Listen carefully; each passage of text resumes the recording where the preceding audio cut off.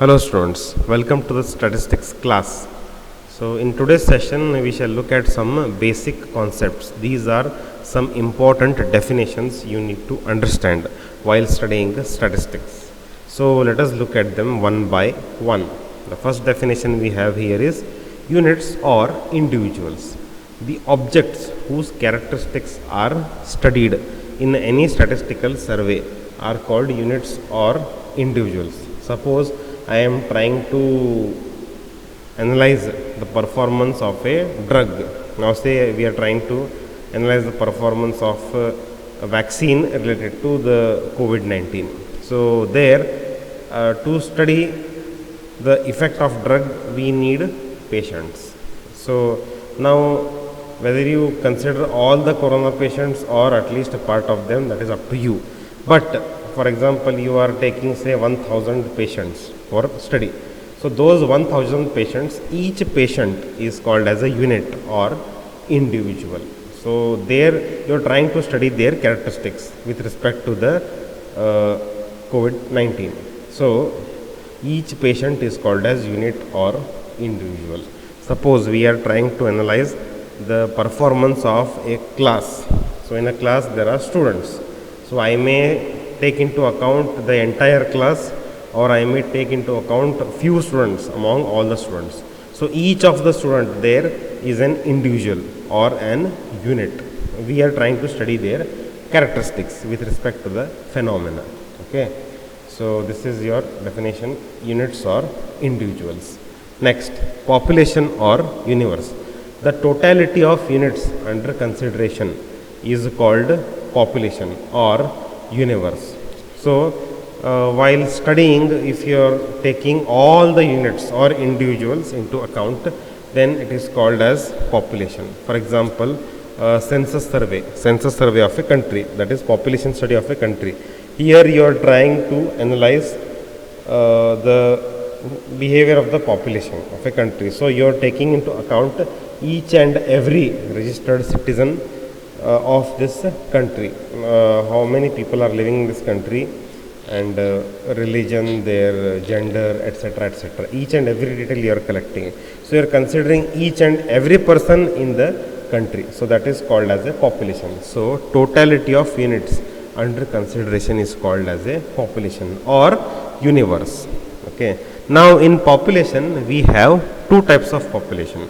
One is finite population, another one is infinite population. Let us look at finite population. A population which contains finite, that is countable number of units is called as a finite population. Suppose your population variable here is say number of benches in a college. Suppose your college has 10 classrooms, and in each classroom there are 50 benches. So the total number of benches here will be 500. Okay. So you are considering each and every bench. You can count them. So in one class there are 50 benches. So in 10 class there will be 50 into 10, 500 benches. So this is countable here.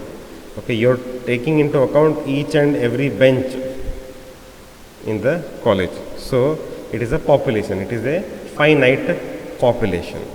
Okay. So in a population, if you can count the number of units or individuals, if they are countable no matter however big, then we call it as a finite population.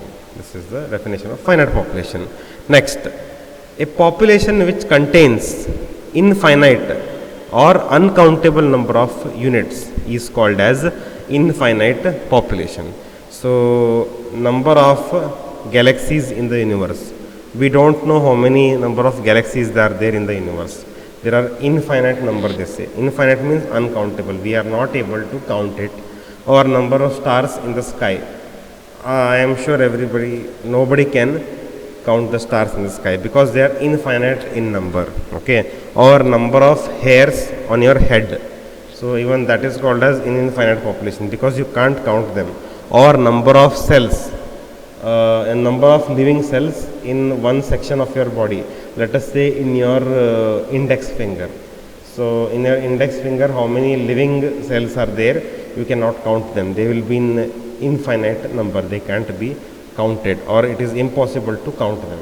Okay. So this is the definition of infinite population. So finite population and infinite population. Okay. So this was regarding the population. Now let us look at the definition of sample. The representative units of a population is called sample. So sometimes when you are not able to study the entire population, so what you do is you try to take a part of the population and study it and give the results. So that part, that representative part of the population is called sample.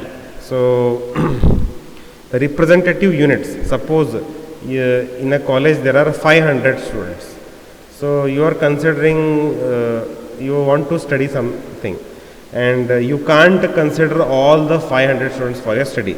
So what you are doing is you are taking some students out of the 500 students for your study.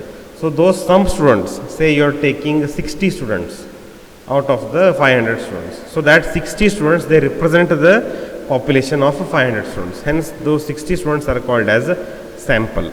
Okay. This was the definition of sample. Next, let us look at quantitative characteristics. So numerically measurable characteristics are called quantitative characteristics. So those characteristics which can be measured, for example, distance between Hubli and Dharwad, which is 22 kilometers, distance between Dharwad and Belgaum, which is 76 kilometers. Here you can measure the characters and write in terms of a number. You wrote the distance in terms of these many kilometers, 22 kilometers. So you are expressing distance in terms of numbers. Hence distance here is a quantitative characteristic. Hence numerically measurable characteristics are called quantitative characteristics. Next, qualitative characteristics. The characteristics which are not numerically measurable are called qualitative characteristics. For example, honesty. Honesty is a quality. So you cannot measure it and write it in terms of a number. Okay. Or take any quality, taste. So you cannot measure taste in terms of numbers. Okay. You can't even measure it in terms of scale. So such characteristics are called as qualitative characteristics. Quality cannot be written in terms of numbers. It can just be expressed. It varies from person to person. Okay. So based upon these two definitions, let us look at further two definitions. That is, the first one is variable. So a quantitative characteristic which varies from unit to unit. Like I told you, what is a quantitative characteristic here? Numerically measurable characteristic. So a numerically measurable characteristic which varies from unit to unit is called a variable. So below are the given examples here: height or weight of the students. So you are expressing your height in terms of centimeters or meters or feet and inches. So weight, you are expressing weight in terms of pounds or kgs. Okay. So number of students, here there is, you can count it and write it in terms of numbers. How many students? 100, 250, 60. So variable is a quantitative characteristic which varies from unit to unit. Okay. Next, attribute. So a qualitative characteristic which varies from unit to unit is an attribute. So qualitative characteristic, the ones which cannot be numerically measurable, which is given here. Okay. So non-numerically measurable characteristic which varies from unit to unit is called as an attribute. Let us look at some example here: skin color, intelligence or ability. So there is something called IQ, but that doesn't guarantee that the person will be according to his IQ.